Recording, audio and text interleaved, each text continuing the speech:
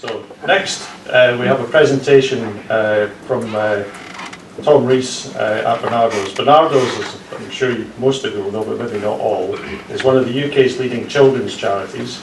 It needs very many volunteers to get involved in a diverse range of essential activities like fundraising, campaigning and direct work with vulnerable people. So providing the volunteers with the tools that support that work with vulnerable people makes a very direct contribution to the success at the, what you might say, the service coalface. So unsurprisingly perhaps, in the digital age, modern web-based team communications and collaboration tools have a great role to play here. So I'd like to invite Tom Rees, the Assistant Director of Information Services at Barnardo's, to tell us his story of innovation.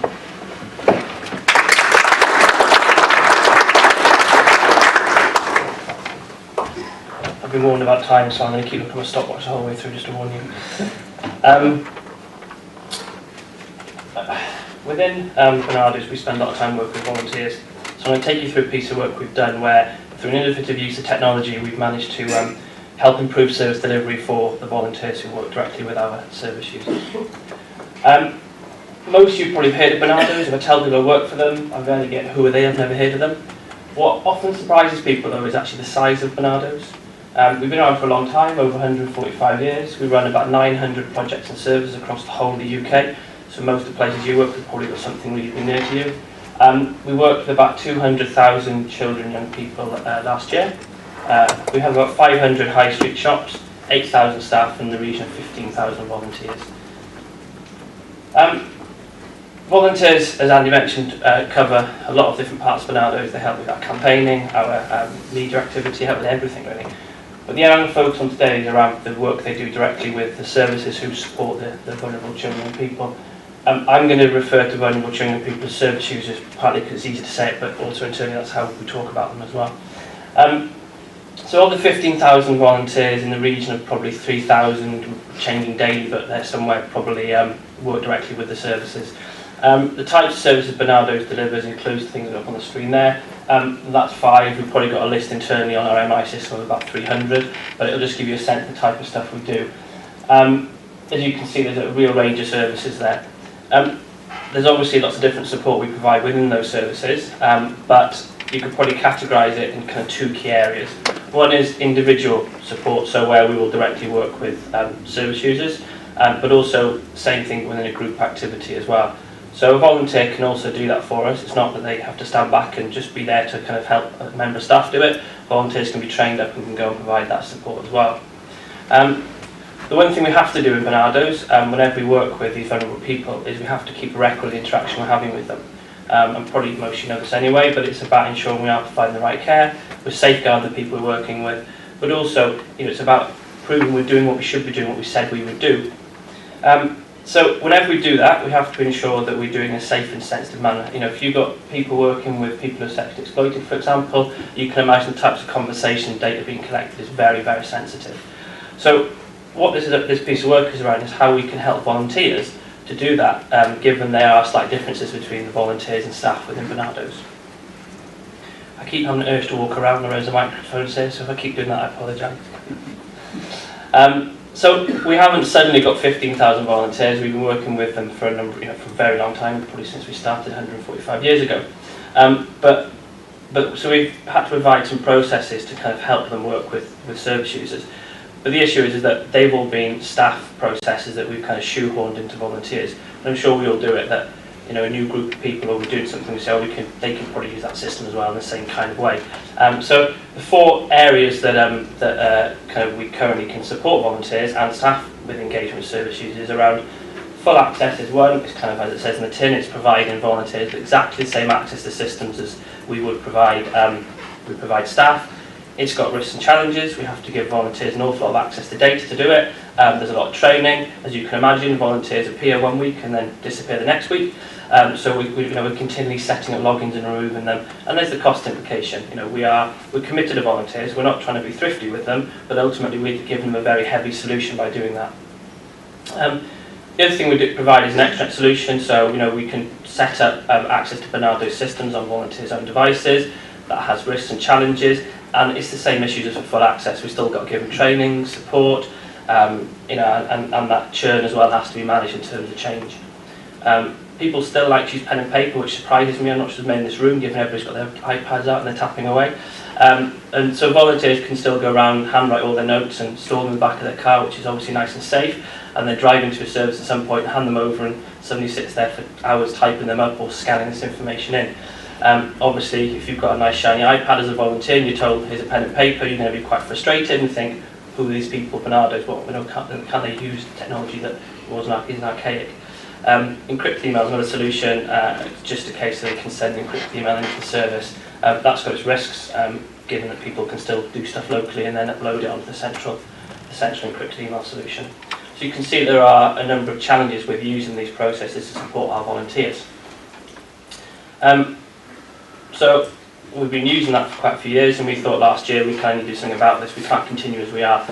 We did some work with volunteers, with service users, to understand what the requirements were. I'm not going to put the full list up, but I think this probably gives a brief overview of the type of things we're looking at in terms of need when we look at the volunteer solution. So local control. Managers within the services have complete control over the data being captured about their service users. They don't want to be phoning up central departments saying, oh, can you help us with this? Can you give us access? Can you remove it? They want to know what is happening to their data and be able to control it. Device agnostic. I'm not the only one who checks 3 or 4 pockets when a phone starts ringing, wondering what device is going to start ringing next. You know, we don't want a solution that will only work on some devices. Volunteers probably use most devices in the market at the moment. We need a solution that they can use. Short-term storage. We're not trying to replicate our central recording system with all our data held in it. What we're trying to do is provide a simple solution where volunteers can come in, work for Barnardo, support the work we do with service users, and get information back to us quickly. Low maintenance. It is purely about having a solution you can very quickly put in place, volunteers can use without too much support training, and can be managed easily as well. Secure, probably in this room, is probably when you're looking at thinking that's the most important. I would agree with you from Barnardo, particularly around the sensitive data, but our finance director would disagree and say the next one, affordable, is probably the most important one. I tried to negotiate free, but sadly I can only put affordable here. So I think what you can see is there are 6 areas here that we may have met with some of the old processes, but not one of them fully met that need. I was told my iPhone would show the stopwatch the whole way through, but it's not so far. Okay, so we had to look at potential solutions. The one thing we did within Barnardo, one thing we have in Barnardo is, as you can imagine, a software catalogue. I'd say long as my arm, but it would be a lot longer than my arm. You know, we have a number of services. Local authorities put demands on us to use certain systems, we have to go and procure them, so we've got an awful lot of systems we use. So what we're looking at is, could we do something with existing capabilities and technology rather than going out to market and go, okay, who can provide something for us around this? So one thing we found when we were looking through the systems was actually collaboration technology has some key characteristics that would be really useful for us, particularly the security, the usability and the accessibility. We're already using a product called Huddle, so it seemed an obvious place to start. The one thing we did do is almost dismiss them, because one of the key things we want is we don't want volunteers to be able to do any local recording and then uploading documents from their own hard drive.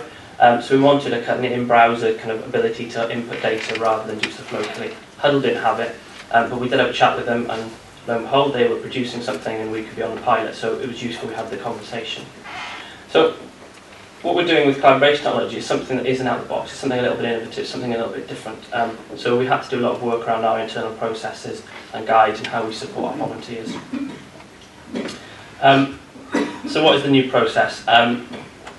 Managers, we can create workspaces essentially within IS, but once that's done, we hand control completely over to the service manager.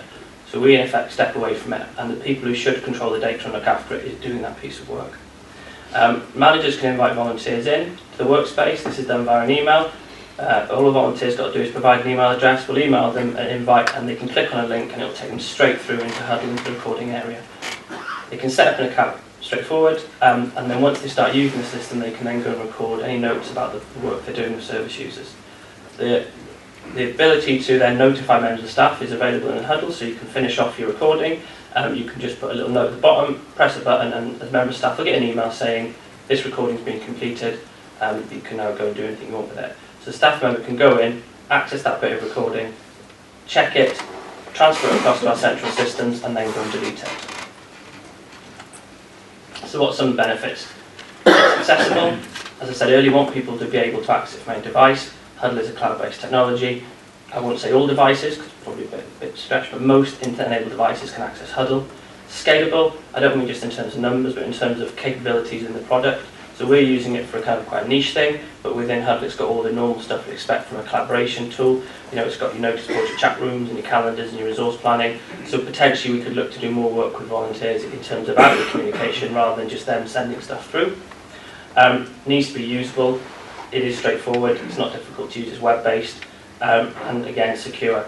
Managers have local access and control to data. They can kick a volunteer out, put them in, change the level of access they've got. They can track what's happening. There's audits, there's permissions. It's everything they need is in there. So they're all met. And the other four we've got around support.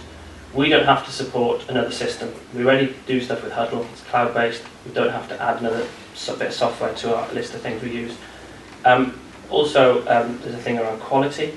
I'm not just talking the product. I'm not talking products here. I mean, I'm not selling Huddle to you. Other collaboration tools will probably do this equally as well, but just because we'll be using them, I'm talking about them. But quality in terms of the information. So we need to make sure the data we're collecting on the way we interact with service users is of a good standard, a required standard. Staff members can review the data as it's coming in.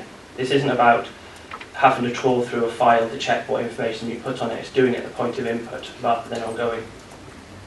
Time saves Barnardo's central IT time, because we have one process now. We're trying to support for volunteers, not shoehorning them into multiple processes we already use for staff.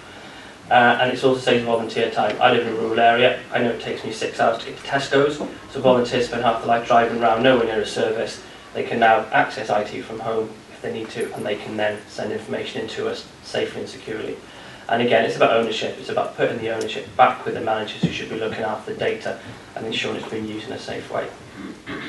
So, now I could spend the next half an hour talking through all the learning we had, because as you can imagine there's quite a lot of it, but I think if anybody was going to do this piece of work, there's probably 5 top tips I would look to give them. And I apologise now, because some of these you're looking at thinking they're obvious. I didn't put the obvious ones in. You'd all say, well, why weren't they in there? So I thought I'd stick with those 5. Business relationships is key.